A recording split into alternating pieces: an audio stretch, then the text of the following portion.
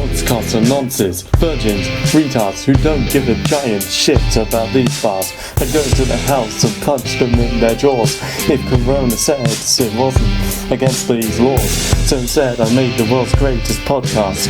You were listening to the Cheesecast. That's about all I have. We're much more funnier than New York's cast too. Yeah, that's cool. Hi, this is the Cheesecast, the third edition. I'm here with someone. That'd be me. Yes.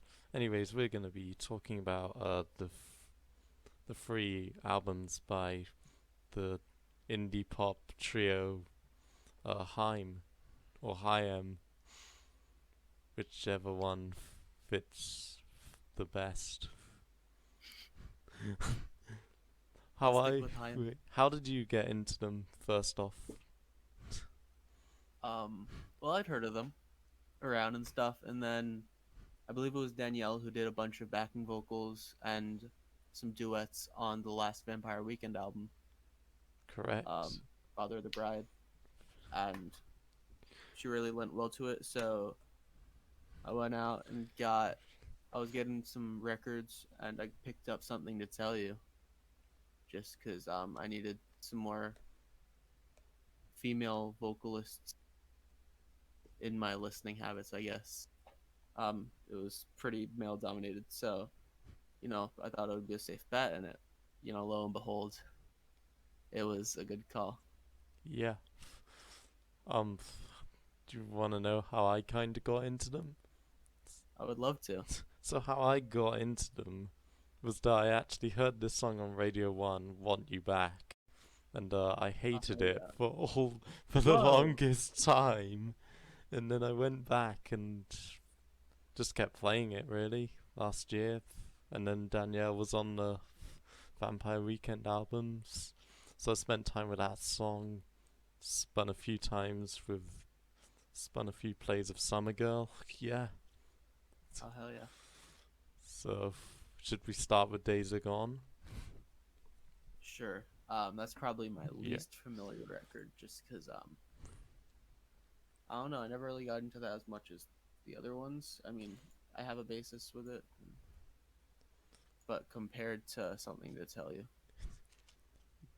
yeah, I'm not an expert. So Days Are Gone for me, I've just heard it 3 times today. So there are great songs on there. The Wire. Oh yeah. The Wire's like Honey and I. Yeah. My song 5 is one of my favorites. I didn't really like that one as much, but was it ASAP Ferg that they have a version of that with? Yeah. I think I need more time with it. But for now it's the least favorite. It could easily grow on me.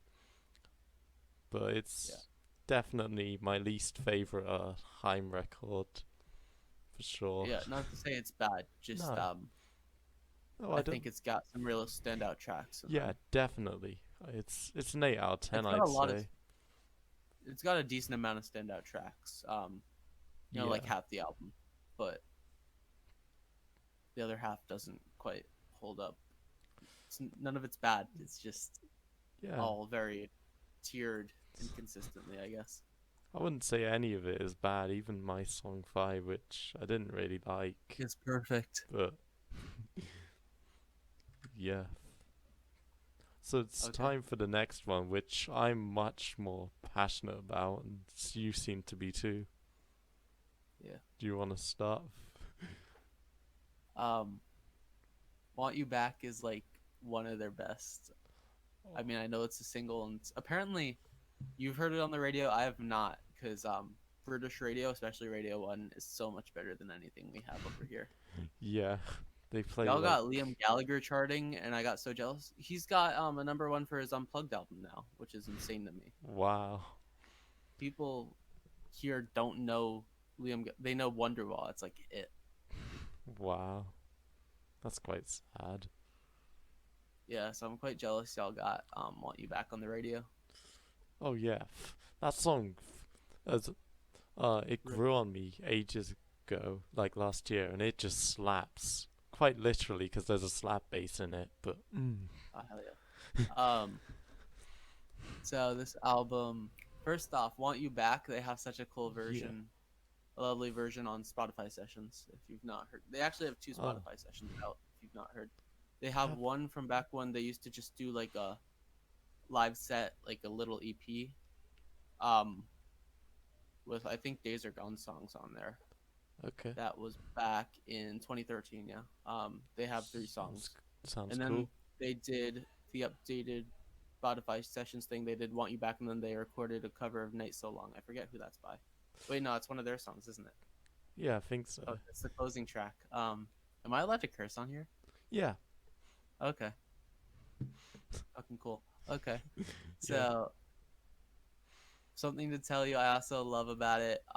Anyone who's not familiar with Ariel Reichstad, he is a producer and he worked on Brandon Flowers' second solo record and the last Vampire Weekend record. He has such a consistent sound, and it's just cool yeah, to hear it weaving. There's some producers who have such definitive sounds, like him, yeah, Ryan Tedder. There are some people you just hear they worked on a record, yeah. and he shows he's got Definitely. this cool '80s vibe that still feels modern. Like right away, I could first time I heard this album connect it to that one Brandon Flowers record. And it's just really cool to hear how the band meshed with the producer. And then past that, they actually got what's his name from Vampire Weekend to produce the new Yeah. one, but He, we'll get onto he's that. Yeah, produced he's produced all of them. Rostam has yeah, yeah, he's the former member. I think he's produced every single one, if not as of uh something to tell you, he's definitely done it. And I'm sure he's done Days Are Gone because I think you hear his backing vocals in some of yeah. the songs. Because I thought that I heard Ezra in one of those songs, and I realized, oh yeah, it's Rostam. Oh yeah. So yeah, So that's a forgot what song that beautiful. was. I think it was one that I thought was more okay, but I did like it. Yeah. Gonna have to try and find it now. I think it's Don't Save Me, or yeah, I think it's Don't Save Me or Let Me Go. Uh, so yeah, something to tell you has some real bangers on it. Definitely. Ready for You, that one's good.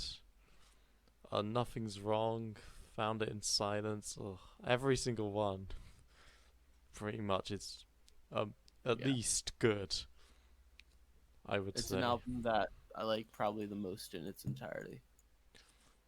Yeah, Want You Back is probably the biggest song I'd go and listen to on its own, but um I think the album is best in its entirety because it's so consistent in yeah. tone.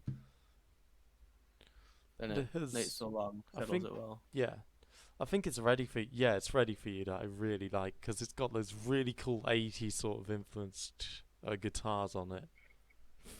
Yeah, That just oh, they're so good. They're so fucking good.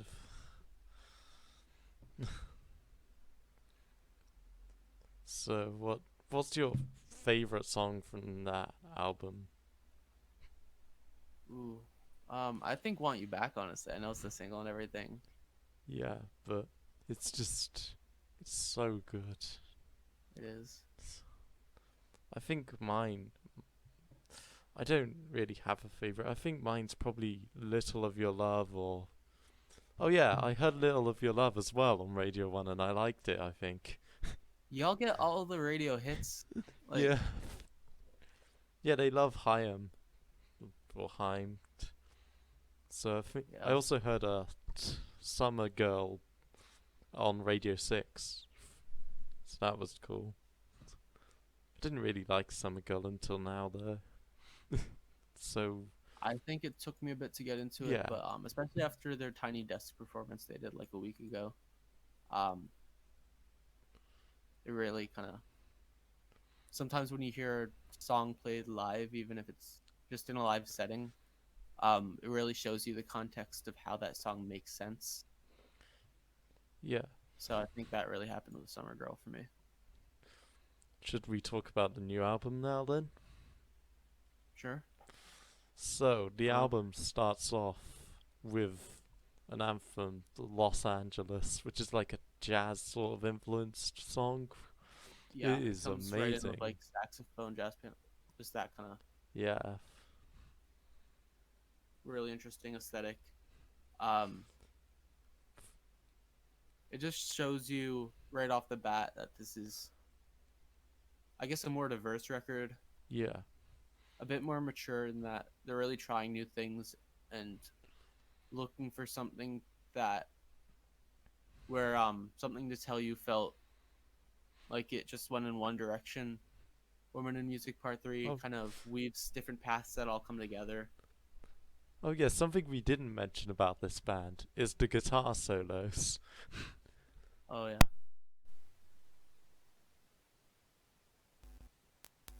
Plugged there accidentally. So what you're gonna get with this band is a lot of guitar solos in some of their songs, and they're really good.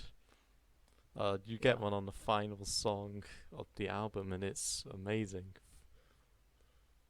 That's what I love about this band. It's a I bit forget which track. unexpected. There was a track on the new one that had a really nice guitar solo towards like the start of the second half, I think. Yeah, They just had such a cool tone on it. I forget which one, sadly, but yeah, it's not. I need to give it more listens to really definitely. uh, I've got a pull copy out on songs. CD on the way with a signed booklet that I'm pumped for. Cool. But I do think that Women in Music Part 3 is their best album so Yeah. far. I mean, the steps in Los Angeles just open it so good. And I think I Know My Alone's only pretty good. problem is at least on the first listen, Los Angeles going into the steps, the transition was kind of, it wasn't perfect, it wasn't too smooth, you know? It was a bit jarring, but I don't know if that's just something I have to get used to Oh, or if it's an artistic choice. That's like I my one wasn't complaint. I wasn't paying attention to transitions because I was doing other things at the same time when I was listening to it. So I need to do an in-depth listen, start to finish, one day to comment on that. But yeah, it probably is because they're two completely different songs. They are. Like Los Angeles is more of a slow jam, and then Steps is just really fast. Another Yep. song that stood out, which there's a few. 3 a.m. That one grew on me on the second listen. That one's quite cool. Uh, Definitely. I Know Alone has grown on me since it first came out as a single. If we just go in maybe order of track, um, that it's a really cool song. At first, I didn't know quite what to expect, and I think it kind of took me for a loop. But once I kind of got into, okay, this is just a really cool stripped back, but still super well produced track. Um, Once I kind of came and understand what it's supposed to be, I think I really started to love it. Up from a Dream was a cool song. Um, yeah. Don't Wanna, maybe one of my least favorite of the singles. But I still really enjoy it. Leading on You was really nice. I think you get some Rostam vocals in the background because I think it was either Rostam or Ezra, and I was thinking that this was like a Vampire Weekend thing. It could have been Ezra, but it sounded like Ezra, but I think it was Rostam. So what we have left that I remember is the last song, FUBT, which, oh, that's a Yeah, banger. We also definitely.